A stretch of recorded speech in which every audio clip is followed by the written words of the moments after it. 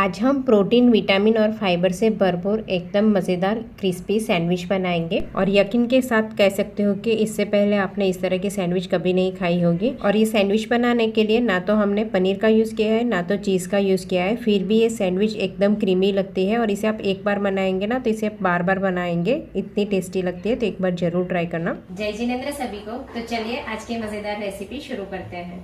Protein, vitamin और fibre से भरपूर एकदम टेस्टी सैंडविच बनाने के लिए मैंने यहाँ आधा कप काबुली चना को 3 से 4 घंटे के लिए भिगो दिया था। अब इसे हमें बॉईल करने के लिए कुकर में ऐड कर लेना है और साथ में 1 कप पानी भी ऐड कर लिया है। और 5 से 7 सीटी लगाकर इसे हम अच्छे से बॉईल कर लेंगे। अब 5 से 6 सीटी लगाने के बाद कुकर का प्रेशर थोड़ा कम हो जाने के बाद ढक्कन खोल लेंगे और काबुली चना को हम प्रेस करके चेक कर लेंगे। तो देखिए अच्छे से इस तरह से बॉईल हो जाने के बाद हम साइड में रख लेंगे। और यहाँ कुछ सब्जियां भी कट कर लेंगे। तो मैंने यहाँ रेड कैप्सिकम, येलो कैप्सिकम और हरा धनिया को कट कर लिया है। साथ में आधा टमाटर भी कट करेंगे और आधा कैप्सिकम को भी कट कर लेंगे। तो देखिए यहाँ सारी सब्जी कट करने के बाद स्टफिंग बनाएंगे और इतने स्टफिंग में से हम 6 से 7 सैंडविच बना सकते हैं। अब साथ में मैंने यहाँ एक अवाकाडो लिया है जिसे हम बीच में से इस तरह से कट लगाकर 2 पार्ट में कट कर लेंगे।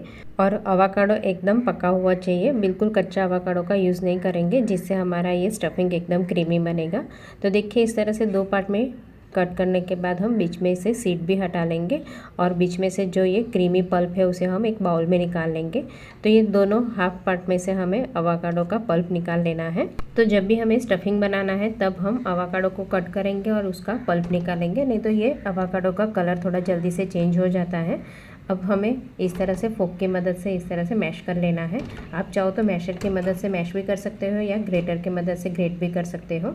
साथ में जो हमने छोले चना को बॉईल किया था वो भी ऐड करेंगे। तो मैंने थोड़ा सा छोले चने रहने दिया और बाकी का मैंने ऐड कर लिया और इस तरह से इसे भी मैंने हल्का हल्का मैश कर लिया है।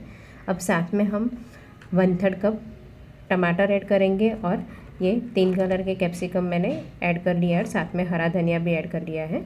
और यहाँ 1 टीस्पून नमक ऐड करेंगे और आधा नींबू का रस भी निचोड़ेंगे।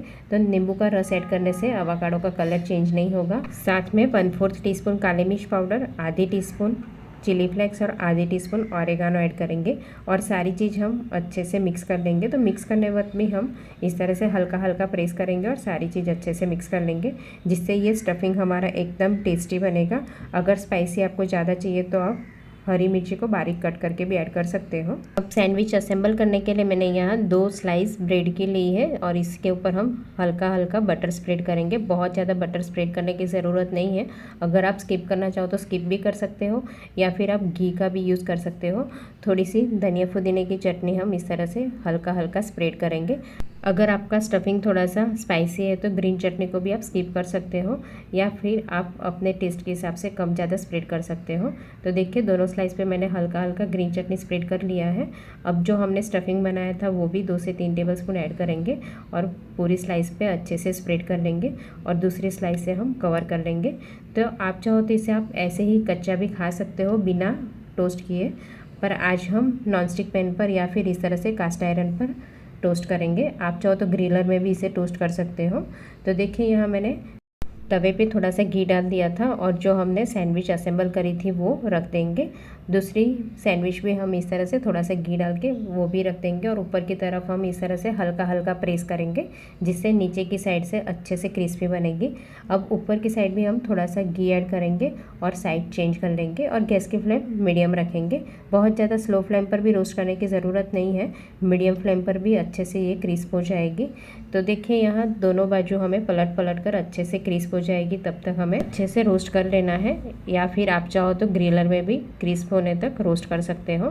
तो देखिए यहाँ एक सैंडविच को रोस्ट करने के लिए 4 से 5 मिनट लगेंगी और ये क्रिस्पी सैंडविच को हम चॉपिंग बोर्ड पे रख देंगे और इसे हम कट कर लेंगे। और आवाज़ सुनकर ही पता चल जाएगा कि ये सैंडविच कितनी क्रिस्पी बनी है और कट करने से भी पता चल जाता है। वैसे सैंडविच तो हर किसी के घर पर अलग अलग तरीके की बनाई जाती है, पर आप इस तरह से एकदम टेस्टी सैंडविच एक बार ज़रूर ट्राई करना। सच में ये बहुत ज़्यादा टेस्टी लगती है और प्रोटीन, विटामिन, फाइबर से भरपूर है, तो हेल्थ के लिए भी बहुत ही अच्छा है। आप चाहो तो इसे आप रैप के जैसे भी बना सकते हो। तो देखिए ये सैंडविच को हम सर्विंग प्लेट में सर्व करेंगे, तो इसे आप टमाटर केचप के साथ खाइए, बहुत ज़्यादा टेस्टी लगेगी। तो आप भी एक बार घर पर ज़रूर ट्राई करना। Thank you.